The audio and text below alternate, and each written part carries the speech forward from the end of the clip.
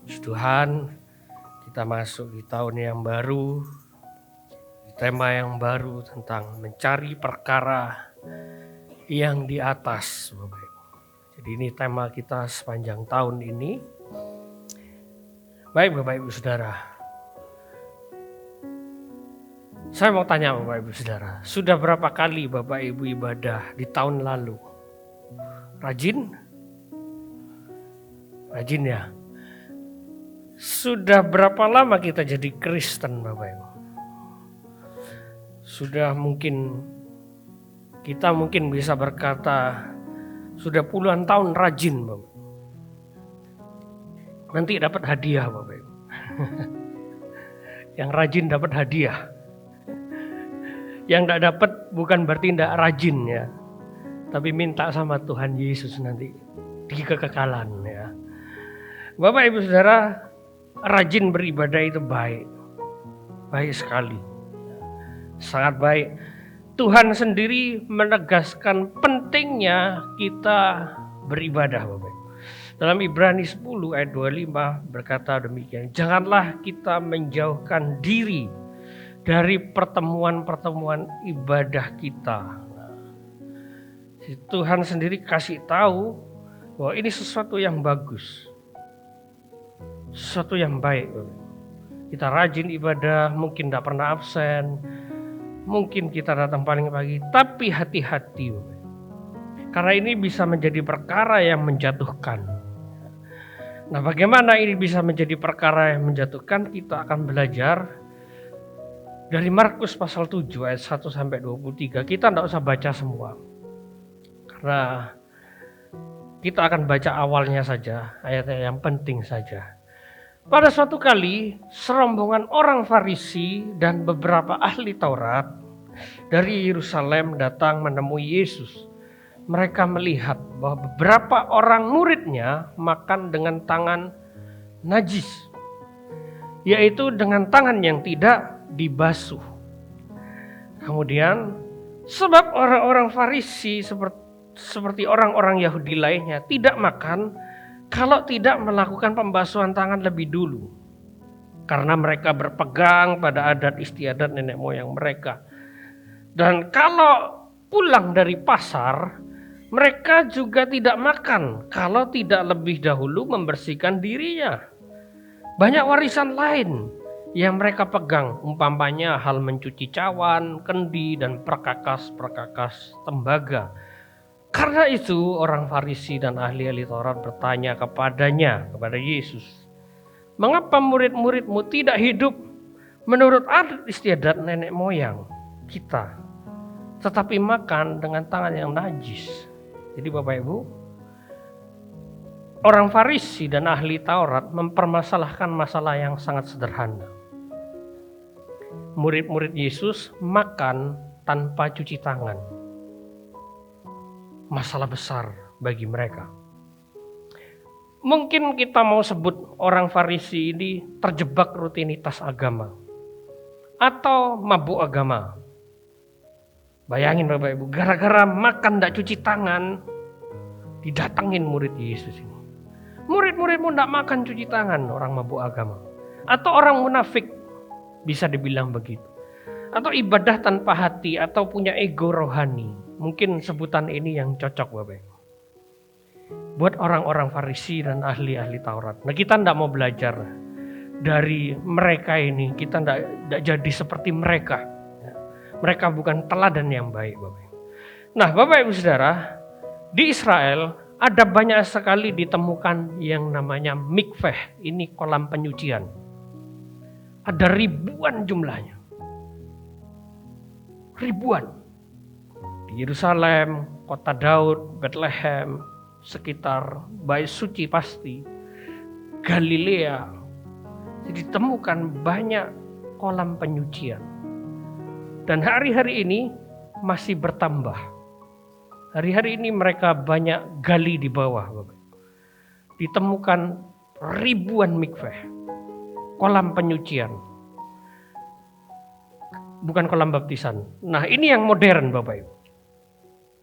Modern. Ada sekitar 1.100 mikveh di Israel. 900 untuk perempuan, 200 untuk laki-laki. Bayangin, 1000 tempat seperti ini. Padahal ritualnya di sini hanya 1 menit. 1-3 menit. Mungkin kalau mau berdoa 3 menit. Kemudian ditemukan juga bejana pembasuhan, bejana batu. Ini banyak sekali Bapak. Jumlahnya ratusan yang ditemukan. Kenapa tidak lebih banyak dari mikveh tadi? Hancur mungkin. Tapi jumlahnya ratusan bejana batu ini. Di mana-mana ada. Jadi bayangin sebuah kota, ada banyak tempat kamar mandi umum, kira-kira begitu. Ada banyak tempat cuci tangan Bapak Ibu. Kota ini seperti kamar mandi raksasa, ya kan? Artinya apa? Ini menunjukkan bahwa praktek mencuci tangan, bahkan mandi, membasuh diri itu benar-benar masif pada zaman Yesus. Tidak cuci tangan, sesat. Tidak cuci tangan, kafir. Tidak cuci tangan, salah. Hukum. Artinya orang-orang Yahudi zaman itu serius menjaga tangan dari kenajisan, tapi lalai menjaga hati. Makanya Tuhan Yesus saat itu benar-benar kasih tahu. Bukan kami yang salah, kamu yang salah. Wah, itu peperangan Bapak Ibu. Antara Tuhan Yesus dengan orang Farisi dan ahli-ahli Taurat. Tapi Tuhan Yesus pintar Bapak Ibu. Dia tidak mau jawab pakai kata-katanya sendiri. Dia kutip Yesaya. Ini sebuah cara yang pintar sekali yang Tuhan Yesus buat. Dari Yesaya, dia ambil dari Yesaya 29 ayat 13. Dan Tuhan sudah berfirman, oleh karena bangsa ini datang mendekat dengan mulutnya dan memuliakan aku dengan bibirnya, padahal hatinya menjauh daripadaku. Dan ibadahnya kepadaku hanyalah perintah manusia yang dihafalkan. Tuhan Yesus jawabnya seperti itu.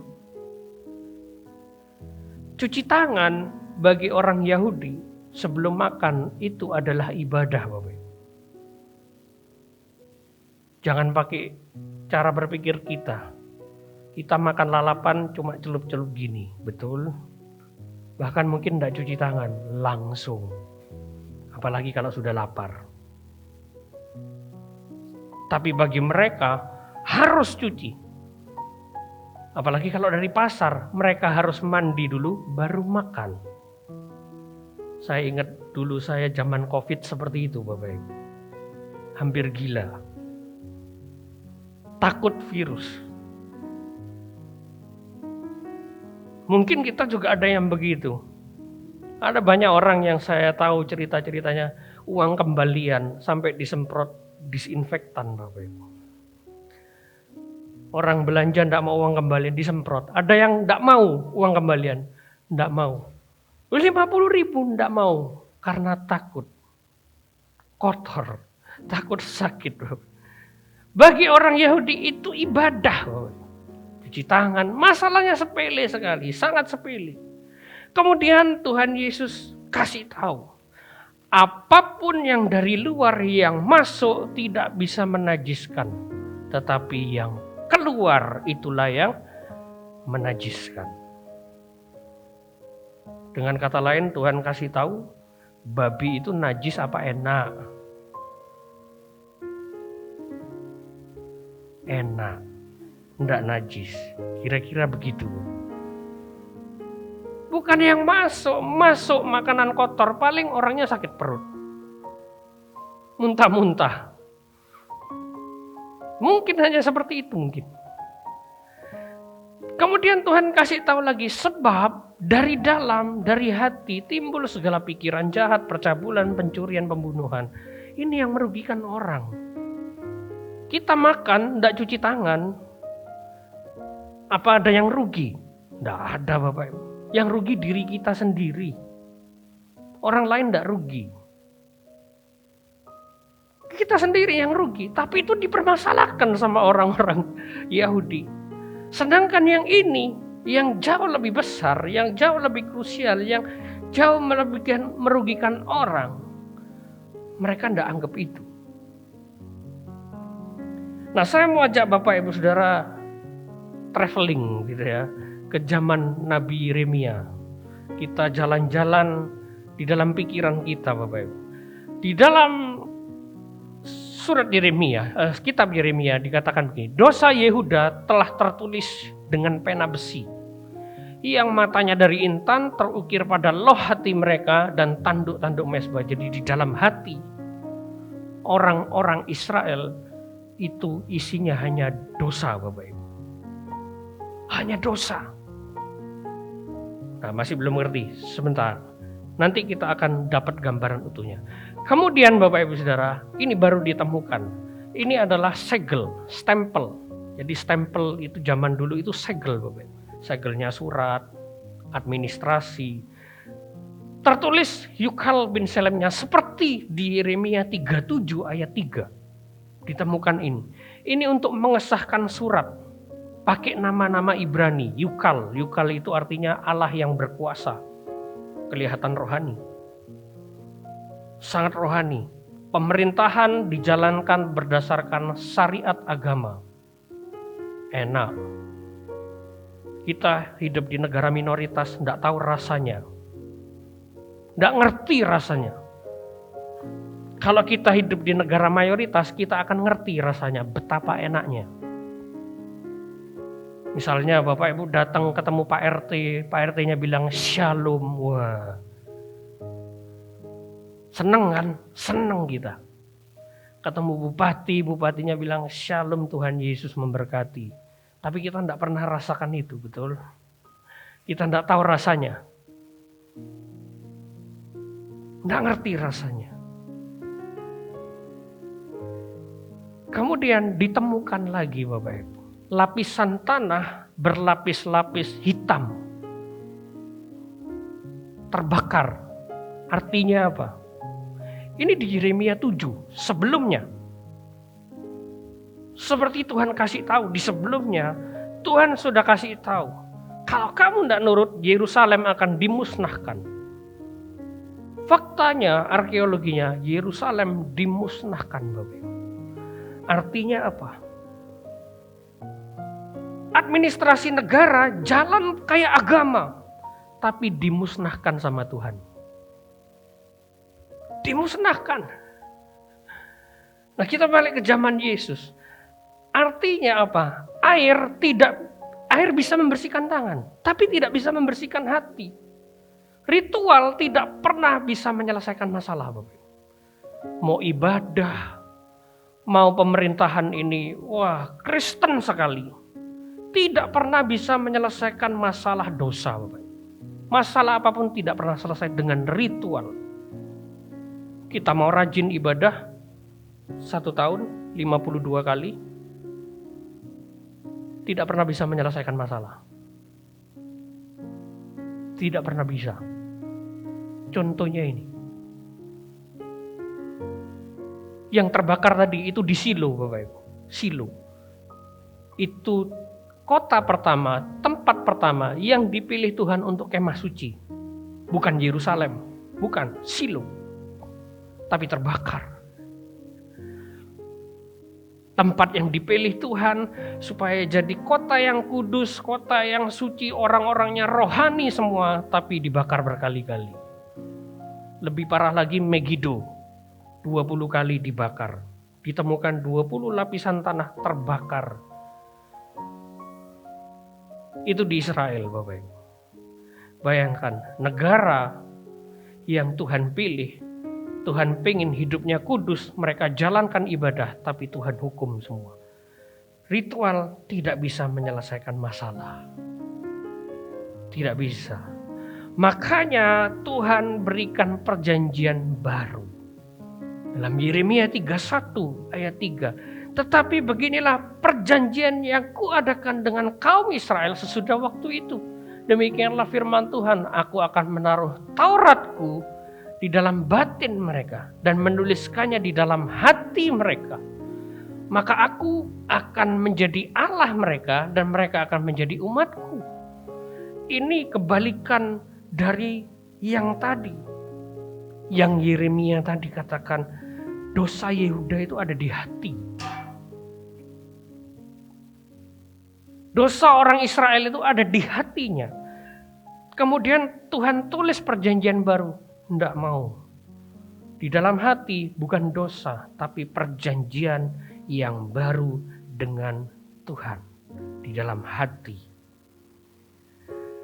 Yehezkiel sama Bapak Ibu. Yehezkiel ini kira-kira 100 tahun setelahnya. Kamu akan kuberikan hati yang baru, roh yang baru. Dan aku akan menjauhkan dari tubuhmu hati yang keras. Dan kuberikan kepadamu hati yang taat. Rohku akan kuberikan diam di dalam batinmu. Jadi Bapak Ibu Saudara, artinya apa? Tuhan kutip, Yesus kutip Nabi Yesaya, sedangkan Yesaya, Yeremia, dan Yehezkiel punya pesan yang sama. Bahwa orang-orang Israel rajin ibadah. Mereka rajin ibadah, tapi ibadahnya adalah suatu kejijikan bagi Tuhan. Jijik Tuhan lihat ibadahnya. Tuhan Yesus pintar sekali, dia kutip. Tuhan mau kasih pesan begini Bapak Ibu Saudara. Zaman Yesaya dengan Yesus itu jaraknya 700 tahun. Zaman Yesus sama Yeremia kira-kira 600 tahun.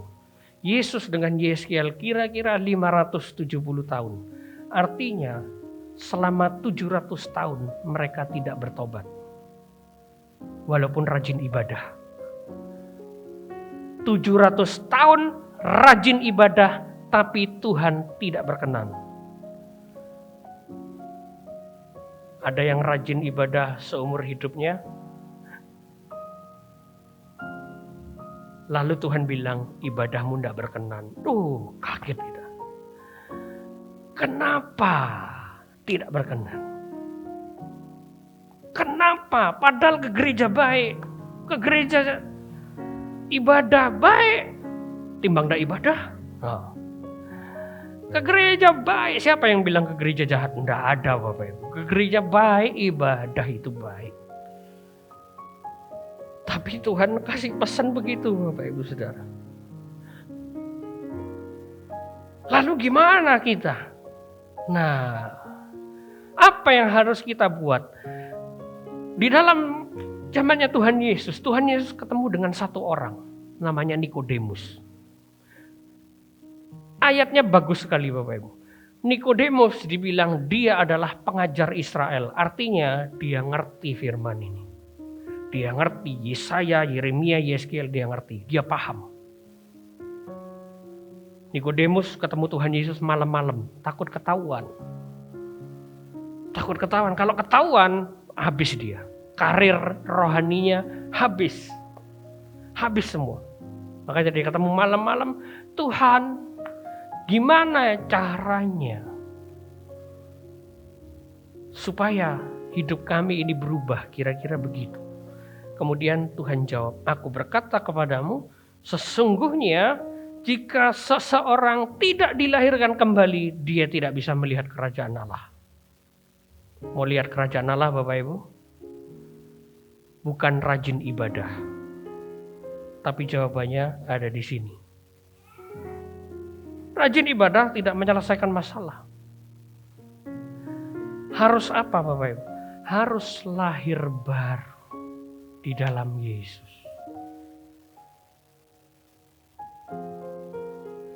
Rajin ibadah tidak lahir baru, percuma. Lahir baru, rajin ibadah, keren.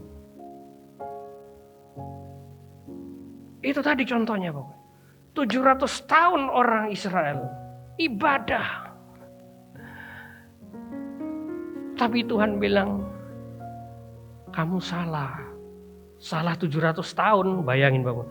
Ada orang salah 700 tahun Bapak Ibu. Harus lahir baru. Manusia baru. yang bukan lagi fokus sama perkara duniawi, Bapak Ibu. Lihat ahli-ahli Taurat, orang-orang Farisi, bagus, mereka ibadah. Apalagi kalau kita tidak cari sesuatu yang rohani, Bapak Ibu. Mereka aja cari sesuatu yang baik. Cuci tangan, bersih, kinclong gitu ya. Tidak tahu saya modelnya kayak gimana, orang Farisi mungkin nggak usah pakai skincare udah kinclong, Bapak Ibu. Rajin mandi mereka. Nggak ada orang bau mungkin. Tangannya bersih semua, mulus gitu ya. Ada lalat gitu, kepleset lalatnya, Bapak Ibu. Tapi mereka tidak lahir baru. Harus lahir baru. Manusia yang lama ditinggalkan, harus ada manusia baru yang cari perkara yang di atas, bukan perkara yang di bawah. Lihat orang Farisi, pasti mereka tunjuk begini, kamu tidak cuci tangan, kamu tidak cuci tangan, kamu najis. Tapi Tuhan mau bilang, jangan tunjuk jarimu ke bawah, cari perkara di atas, bukan yang di bawah. Cari yang di atas. Makanya jangan jadi Kristen KTP, Bapak Ibu. Ke gereja cuman waktu pelayanan. Ke gereja cuma Natal dan Tahun Baru, bukan Paskah, Bapak Ibu. Natal dan Tahun Baru sekarang orang Kristen. Dulu Kristen KTP Natal sama Paskah, sekarang enggak, Bapak Ibu. Natal dan Tahun Baru, Paskah enggak datang, Bapak Ibu.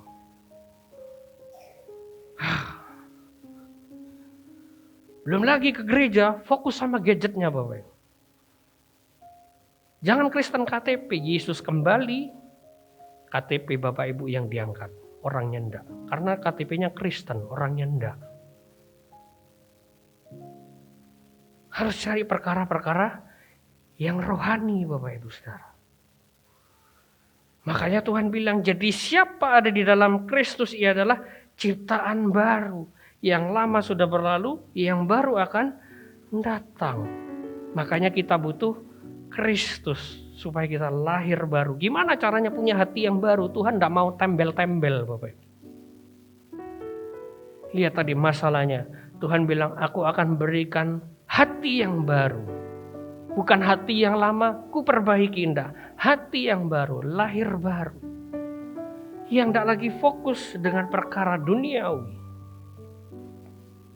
Makanya Tuhan bilang begini, kalau kehidupan keagamaanmu tidak lebih baik dari orang-orang Farisi dan ahli Taurat, engkau tidak melihat kerajaan Allah. Orang-orang Farisi dan ahli-ahli Taurat, mereka permasalahkan masalah ibadah, masalah ritual. Apalagi kita, kalau kita tidak permasalahkan masalah rohani, kita jauh, Bapak Ibu, dari Tuhan. Benar-benar jauh dari Tuhan. Apalah gereja tidak penting. Pelayanan apalagi tidak penting, biar orang lain saja. Apalah hidup di dalam Tuhan, nanti aja kalau udah kira-kira Tuhan mau datang, kira-kira kita mau mati, baru sungguh-sungguh. Kita ketinggalan sama orang Farisi dan ahli Taurat. Mereka permasalahkan masalah ibadah. Tapi Bapak Ibu Saudara, ritual hanya memperbaiki yang tampak. Tapi lahir baru memperbaiki hidup yang fokus sama perkara surgawi. Makanya Bapak Ibu Saudara, harusnya mungkin hamba-hamba Tuhan harusnya minta maaf. Karena mungkin ada Bapak Ibu Saudara pernah mengalami, kenapa kok aku sakit, kenapa kok aku sial, kenapa kok aku kena bencana. Kamu kurang berdoa, sama kayak ahli Taurat, Bapak Ibu. Kamu kurang ibadah. Bukan masalah kurang ibadah, bukan masalah kurang berdoa, bukan. Tapi berdoa yang benar, ibadah yang benar. Cari perkara yang di atas itu, Bapak Ibu. Kita ibadah ngapain? Apa yang kita cari? Kepuasan? Puas. Atau Cari berkat boleh. Silakan. Cari kepuasan silakan. Tapi ada sesuatu yang lebih besar. Dari sekedar berkat, dari sekedar kepuasan, dari sekedar hal yang fana di dunia ini. Ada sesuatu yang lebih besar. Yaitu kerajaan Allah, Bapak Ibu. Kerajaan sorga itu perkara yang lebih besar. Jadi jangan mau rugi, Bapak Ibu. Kerja capek enggak? Enggak capek kerja, Bapak Ibu. Coba 1 tahun kemarin kita lihat, capek enggak? Oh enggak capek, habis liburan ya. Habis liburan, habis healing, enggak capek, Bapak Ibu. Tapi saya mau ingat, besok kerja lagi loh, besok kerja lagi. Liburan masih lama, besok kerja lagi, capek lagi. Liburan lagi, capek lagi, liburan lagi, enggak menyelesaikan masalah. Udah capek, jangan mau rugi. Kerja pun kita cari harta duniawi, oke, tapi cari juga harta kekal. Oh iya, belajar sesuatu waktu bekerja. Gimana cara ngomong sama orang, gimana menghadapi atasan, gimana menghadapi orang marah-marah, gimana menghadapi orang sedih. Kita belajar, Bapak Ibu. Oh begitu ya, Tuhan juga sama dong. Nah, cari perkara yang di atas, Bapak Ibu Saudara. Ayat terakhir, Bapak Ibu Saudara, Markus 7 ayat 1. Sabar Bapak Ibu, belum selesai, masih panjang loh. Walaupun ayat terakhir ini. Pada suatu kali serombongan orang Farisi dan beberapa ahli Taurat dari Yerusalem datang menemui Yesus.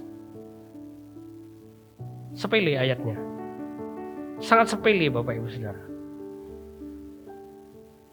Mungkin orang baca tidak ada artinya.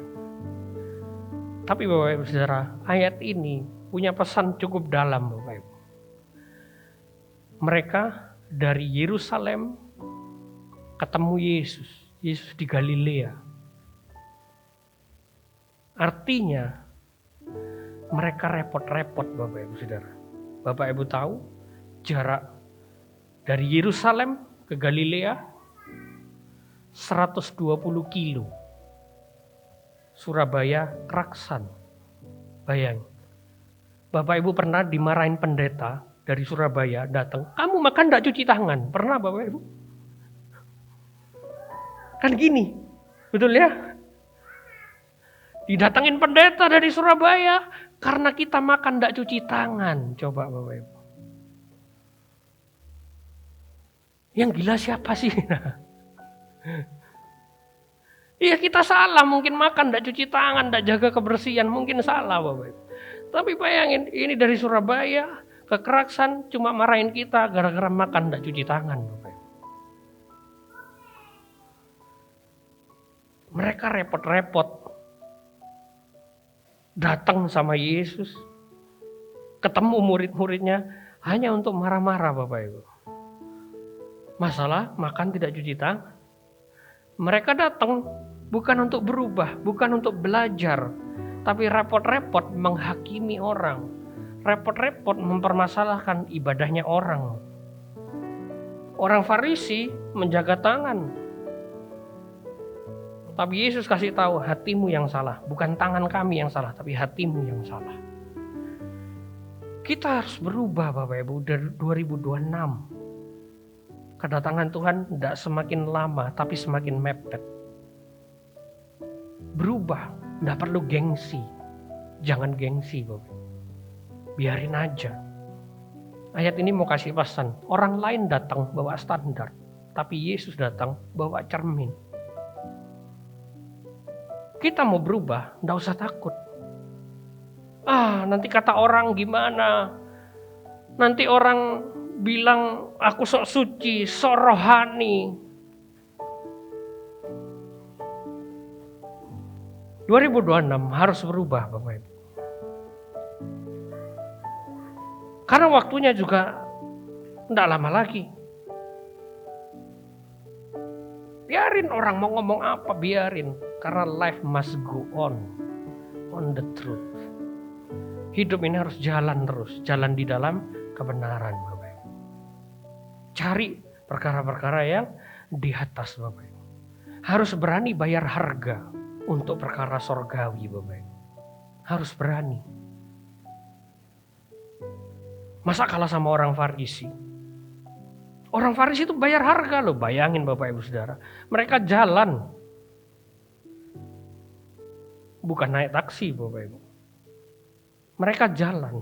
Dari Yerusalem ke Galilea. Jalan kaki. Dari Surabaya ke Keraksan. Jalan. Kamu tidak cuci tangan. Balik Bapak Ibu. Mereka bayar harga. 120 kilo itu kalau saya tarik garis lurus Bapak Ibu. Tapi tidak mungkin garis lurus. Mereka harus belok. Kenapa? Menghindari Samaria. Mereka harus belok. Jadi jaraknya adalah 140 kilometer. Jalan kaki. Kalau mereka mau lewat Samaria silakan 130 kilo. Hanya untuk permasalahkan orang makan tidak cuci tangan. Orang Farisi adalah gambaran orang dunia. Orang dunia yang hidup agamawi. Orang dunia hidup agamawi. Rajin sih ke gereja tapi tidak berubah, Bapak. Rajin baca Alkitab tapi tidak berubah hidupnya, Bapak. Rajin berdoa tapi hidupnya tidak berubah. Cuman ritual. Mereka bayar harga, Bapak. Tidak murah loh. Tidak murah, perjalanan itu zaman dulu tidak murah.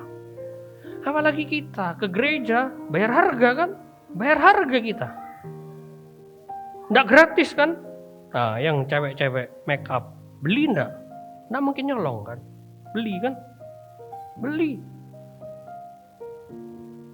Dandan, mandi, pakai parfum dan lain sebagainya. Bayar harga. Tapi jangan mau rugi, Bapak. Jangan mau rugi. Bukan cuma cari perkara-perkara yang sepele. Oh ya udah, datang ke gereja supaya rajin. Nanti ibadah tahun baru dapat door prize.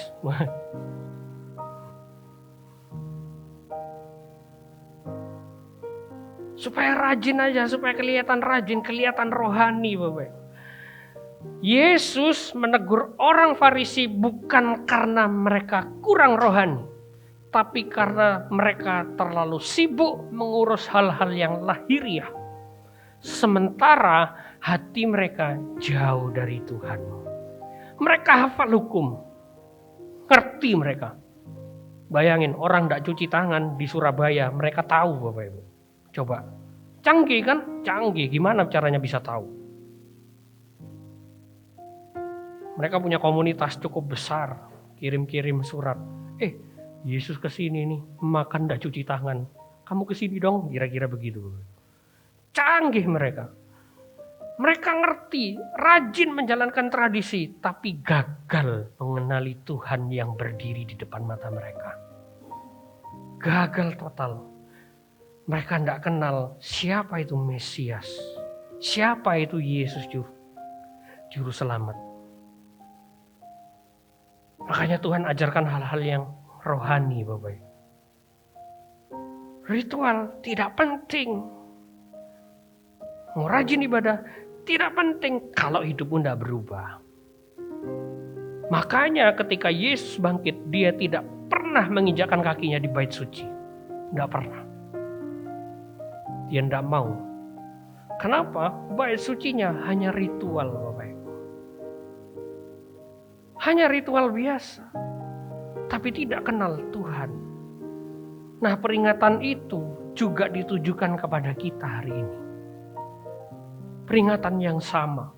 Jangan sampai kita sibuk membangun nama, membangun posisi, membangun kerajaan di dunia ini, tapi kehilangan hal-hal yang rohani yang daripada Tuhan.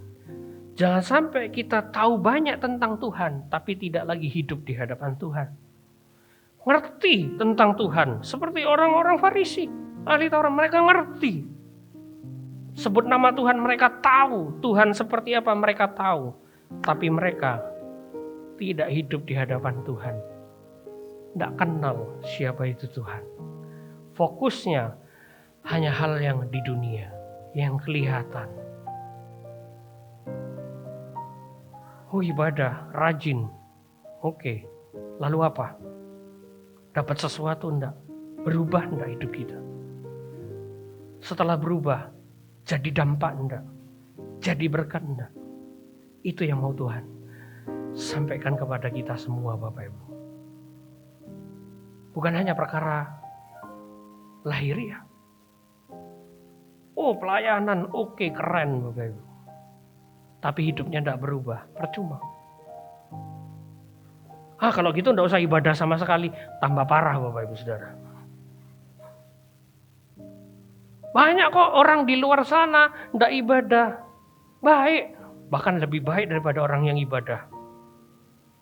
Itu mirisnya Bapak Ibu. Harusnya orang-orang di dalam sini jauh lebih baik daripada orang di luar sana.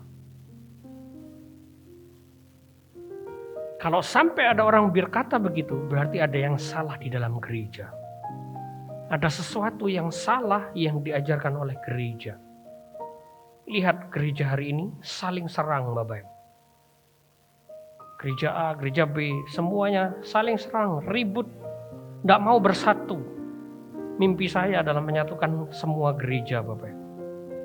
Kepingin, tidak usah ribut merek-merekan Bapak Ibu. Gereja ABC, BCG, terserahlah apalah. Tidak penting Bapak Ibu. Ribut masalah yang tidak penting sama sekali untuk kerajaan sorga.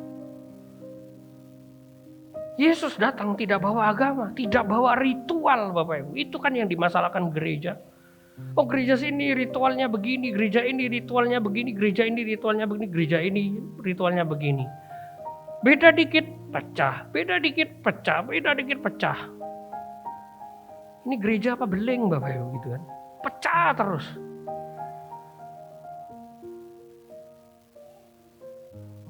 Mereka tidak cari perkara surgawi. Perkara yang jauh lebih besar daripada sekedar ritual. Apalagi seperti orang Farisi. Jauh-jauh datang. Kamu tidak cuci tangan. Baik sih, baik. Perkara ibadah. Baik. Tapi Tuhan bilang, bukan itu. Bukan itu. Jadi Bapak Ibu Saudara, kita balik fokus. Don't let evil distract you while heaven is calling. Jangan sampai hal-hal yang jahat, yang duniawi ini mengganggu kita selagi surga memanggil kita. Untuk cari perkara-perkara yang di atas. Get your focus back. Balik fokusmu sama hal yang rohani. Sama perkara-perkara surgawi. Bukan perkara dunia, perkara surga. Cuman jangan terlalu ngeroh Bapak Ibu. Kadang-kadang orang terlalu ngeroh. Pernah saya ketemu teman beberapa waktu lalu teman. Sekarang teman kita yang satu lagi itu aneh pikirannya, terlalu rohani Bapak Ibu. Kenapa? Ada pelayan Tuhan yang sakit perut. Katanya dibilang itu serangan iblis. Sakit perut, serangan iblis. Terus kalau kamu gimana? Ya tak suruh makan, mungkin lapar. Ngapain repot-repot ngusir iblis? Bikin orang sakit perut. Jangan, bukan seperti itu juga Bapak. Tapi fokus sama hal-hal yang memang ada di Alkitab, di firman Tuhan. Dan Alkitab itu final. Tidak ada yang lain. Final firman Tuhan. Jangan fokus ke perkara dunia. Fokus perkara surgawi Bapak Ibu. Oke, kita ibadah. Apa yang Bapak Ibu dapatkan? Apa yang Bapak Ibu pelajari secara rohani untuk Bapak Ibu Saudara? Pulang bawa sesuatu. Oh iya, hidupku harus berubah. Oh iya, aku harus menjaga mulutku.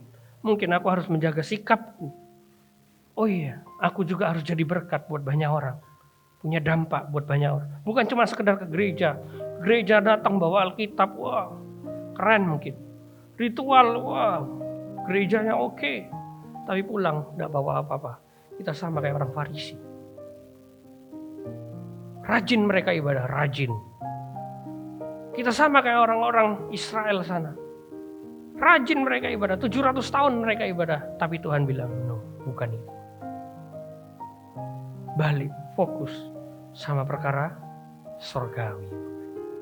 Amin.